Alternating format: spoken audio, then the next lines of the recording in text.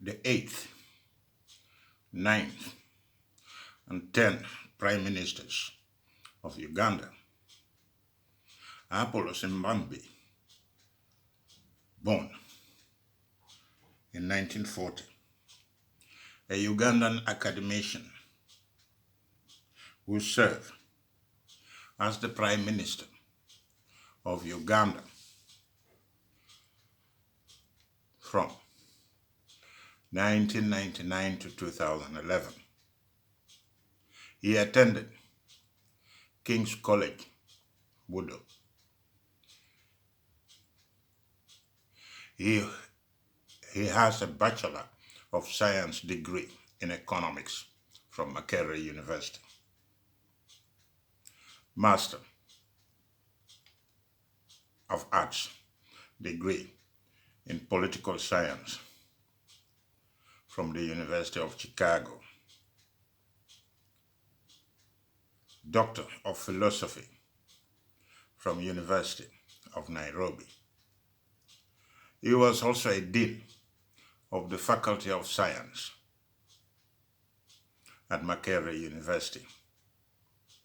He was the head of the Department of Political Science at Makerere. He was a director of Makerere Institute of Social Research. In 1996, he was appointed Minister of Public Service. Then he became the Minister of Education and Sports.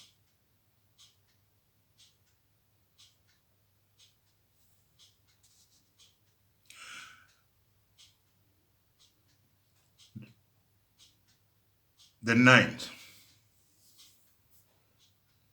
Prime Minister of Uganda, Amama Mbabazi, is born in 1949, a Ugandan politician who served the nation and played instrumental roles within our society. He claimed to be a liberator. He was a member of parliament for King-Kizzi, West Kanungu district, the position he held until 2016, when he ran for the presidency. He comes from Mparo village, Bakiga County, in the present-day Kampala district. He attended 𝐾𝐫𝐲𝐬 College, Butobere, Ntare School, a holder of a Bachelor of Law from Makerere University, postgraduate diploma in legal practice from Law Development Center in Kampala. He was an advocate of the Court of Uganda Law Society. He worked as state attorney in Attorney General Chamber and later as secretary of the Uganda Law Council. He also served as a spy master, as all of you know, at the External Security Organization, and later as the Minister of State for Defense, Regional Cooperation, and Minister of Justice, a man of many faces and a road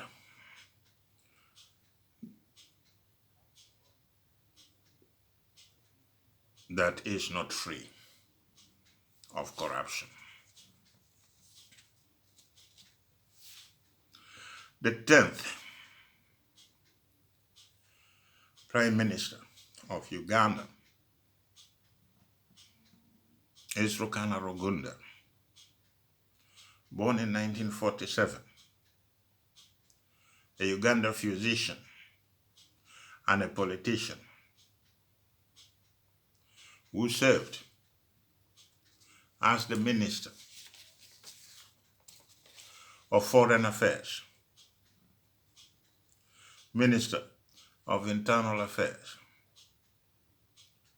a permanent representative to the United Nations, Minister of Health, and he failed to develop the health sector in Uganda. To be honest, most of our leaders has become structural part of dictatorship, corruption, misuse of general fund. Here you have the economic hit men and women who are highly educated individuals.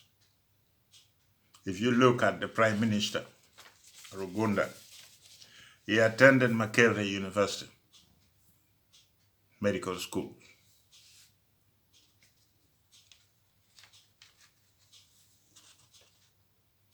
He then went to the University of Zambia, where he studied medicine and graduated with a Bachelor of Surgery, Master of Science in Public Health University of California before joining politics. He worked in Zambia as a medical officer in the District of Columbia General Hospital in Washington, D.C., Kenyatta National Hospital, Nairobi. But all those experience he has not helped Uganda up to this very moment.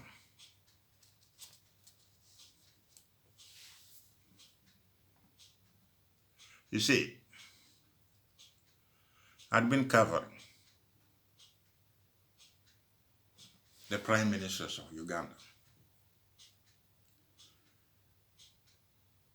Now I'm covering the three last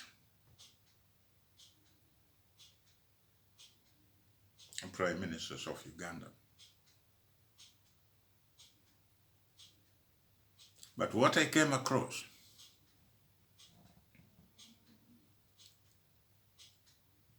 is very clear.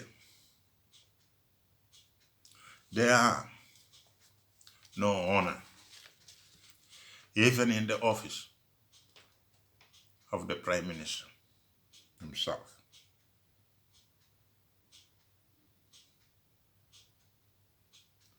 Most of those leaders are not the worst illiterate, but they are a part of political illiterate. They don't hear nothing from those who voted them to power. They see nothing. And once they're in power, they don't understand even the cost of living, because most of them are enjoying taxpayers' money and keep them in power. You see, I would like to draw your attention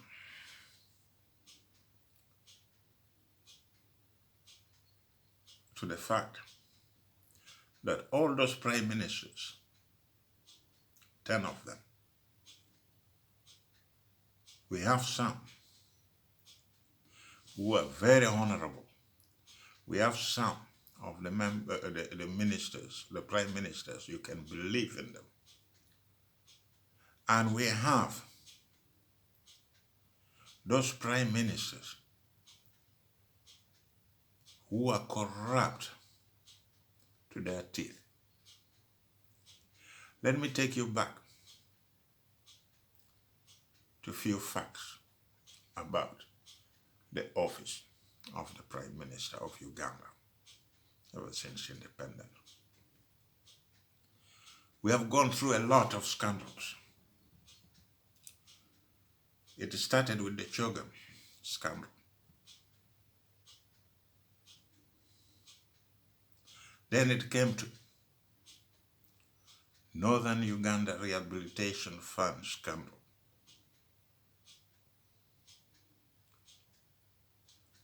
And then it came to Head Fund scandal, followed by the Refugee Fund scandal, where a few countries like United Kingdom and Germany withdrew from funding 𝐂𝐶𝐿 refugee project in Uganda because of widespread corruption, mismanagement of funds, and all these activities comes from the office of the Prime Minister, which is also the head of government business in Parliament.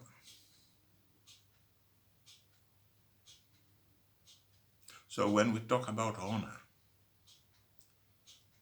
among the prime ministers of Uganda ever since independence, you'll find out that few of them are very honorable people, and some of them are very corrupt,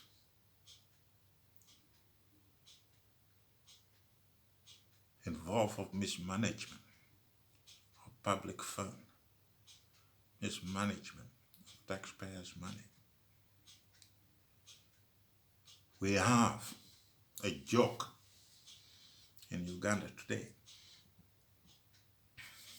and that joke covers the COVID-19 scandal, where the said office of the Prime Minister got money, taxpayers' money, and they were supposed to buy food to give those who are suffering from the lockdown. And that joke goes as follows. We hear everywhere on the street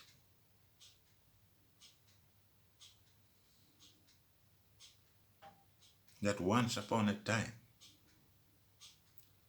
there was a prime minister who bought beans to supply to the victim of COVID-19. But those beans he bought turned into stones.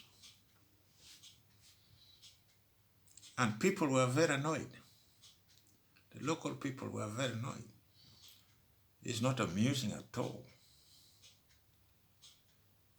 that a very respected office like that one of a prime minister turned into something else, turns into corruption. And it's the same prime minister office who are heading a government business in Parliament.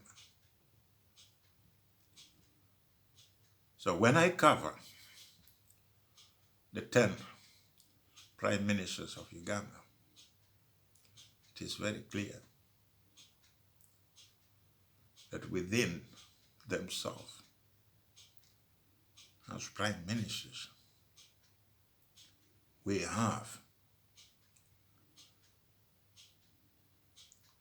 those who are very honorable, those who left office without smearing their hand with dirty money. But we have a group that turned into chicken thieves. And those are the type of prime ministers we had or have.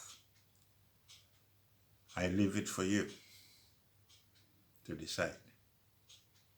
But you know exactly those who are involved in mismanagement of funds. Thank you for listening. Don't forget to subscribe. I will be back.